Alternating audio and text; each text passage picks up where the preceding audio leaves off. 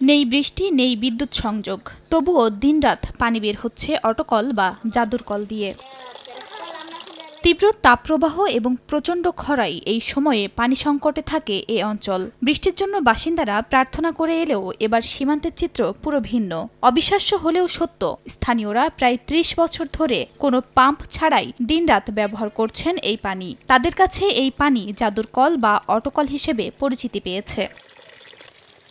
২ ইঞ্চি pipe দিয়ে ৫০ থেকে ৬০ foot গর্ত করে ওই গর্তে ৫ থেকে ৬ ফুটের ছোট একটি পাইপ বসিয়ে দিলেই সেখান থেকে অনবরত বের হয় সুপেয় পানি। স্থানভেদে অটোকলগুলোর পানির চাপ কম বেশিও হয়। ৫০-৬০ বছর হাতে বিয়ে হয়েছে, আসি দেখি ওই পানি পড়তে আছে, এলা পড়তেই আছে। ৩৫ ফুটা পানি আসতো। আমার এখানে একটা টিবিক্যাল আছে, এখান থেকে ৩ একর জমি আবাদও করা গেছে। প্রায় প্রতিবারই এবারে আছে, অনেকবারই তো আমাদের বেশি পড়ে, কোনো জায়গায় কম পড়ে এরকম।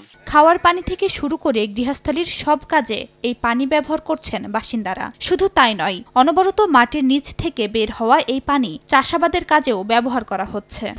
১, ২, ৩ ঢাকায় জমি জিতে নিন ১০০% ক্যাশব্যাক সহ ২০ কোটি টাকার পুরস্কার। এই পানি দিয়ে আমরা যাবতীয় সব কাজ করি, মানে গোসল করা, খাওয়া দাওয়া, আবার থালি বাসন মাজা, যা কাপড় ধোয়া যা আছে সব করে। যতই খরা হোক না কেন পানি কিন্তু ওটা এমনিতে উঠতেছে, জমিতে আর কি সমপরিমাণে একটু হইলেও পাইতেছে।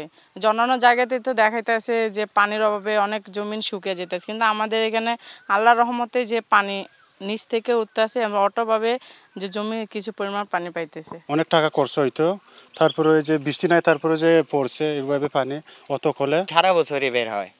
এখানে সারা এই গ্রামের ভিতরে সব বাড়ি কল আছে, সবার এনতেই পানি এমনি বের হয়। শেরপুরের শ্রীবর্দী উপজেলায় প্রায় অর্ধশত অটোকল রয়েছে।